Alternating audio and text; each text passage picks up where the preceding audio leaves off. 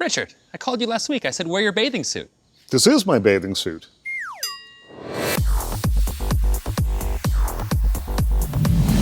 Hey guys, summer is around the corner and I might just be a little excited for it, but you know what I'm even more excited for? The summer movies. And I've got a few that I think we need to talk about. So joining me here at North Beach Indoor Volleyball in Toronto is my pal, film critic Richard Crouse. And I see... This is how I dress for the beach. This is my beach wear.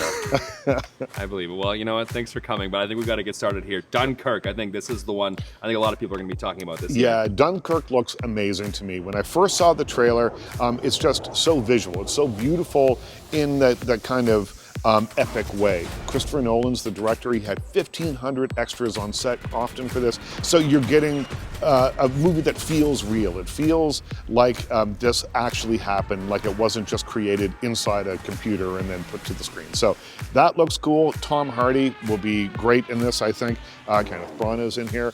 Harry Styles is in here. And I know he doesn't seem to fit with the rest of the cast. It's his first movie after leaving One Direction. And he was known for his big hair. And he had to cut all that off because, of course, this is the story of a World War II battle. So he cuts all his hair off, but instead of just throwing it in the trash like the rest of us do, it goes to charity. It makes a lot of money. So everybody wins. Charity makes money, and we get Harry Styles in a World War II movie. Yeah, and have you ever taken a history class before? The Miracle of Dunkirk is one of the most amazing stories to come out of that time, and it's really cool to see that we're getting the movie version of that. Absolutely. And on the same type of battlefield, we have Wonder Woman, this time joining forces with a couple soldiers, and this is where we're seeing really an origin story of the character as she's kind of becoming the character that we saw in Batman vs. Superman. Absolutely. So Gal Gadot, everybody loves her as Wonder Woman. It took a long time to find the right person to do it. I think they found it with her.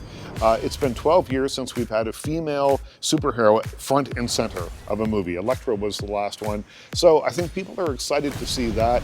I love that the guy that invented Wonder Woman not only was a psychologist, and he was a really credible guy all around, but he also invented the lie detector.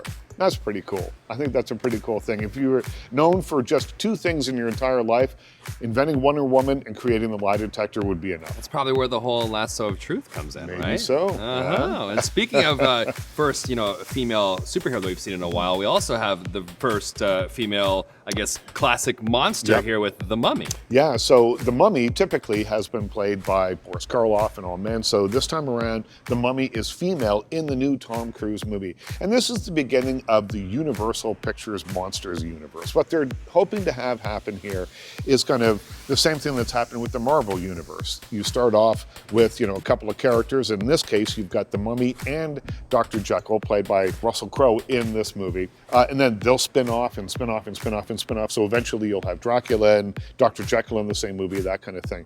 So they're hoping for that. And I love horror movies. So what I'm hoping for is that this movie is not only, like a big wild Tom Cruise action movie. We know what to expect from that, but that it's actually scary.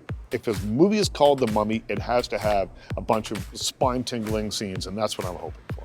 You mentioned creating this universe, then we can't forget about the Marvel Cinematic Universe, of course. They're back in the game, SpiderMan Homecoming. I remember going into the interviews for In the Heart of the Sea and about to talk with Tom Holland, and they just announced that he would be playing Spider-Man in this, and I think he's going to do a great job. They just made that announcement that changed the rest of his life. Because frankly, when you play a character like this, he's always going to be thought of as Spider-Man, probably on some level, like Andrew Garfield and Tobey Maguire. But I'm glad that they're not going all the way back and giving us another origin story. We've seen that a couple of times with those other actors. Bit by a spider, wakes up with muscles. Exactly. We know it. We know it. So they're just jumping right into him already being that guy. But I think that Tom Holland's the right guy. He's the right age to play the character. He's that kind of right mix of vulnerability and kind of smarts and all that stuff. I think it's going to be fantastic. And as I say, he's the guy to pull it off. 100% agree. Now for more on this and more summer movies, check out the Cineplex YouTube channel at Cineplex Movies. And until next time, layer on that butter.